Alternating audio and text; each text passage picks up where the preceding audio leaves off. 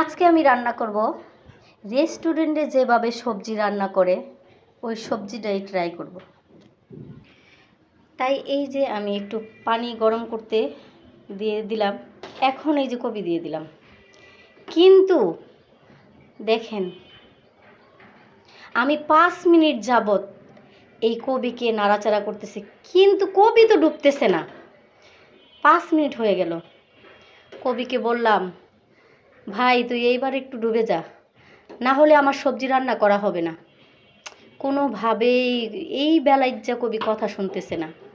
ডুবে যা ডুবে যা, কোনোভাবেই কবি তো ডুবতেছে না। বলেন তো কি করব?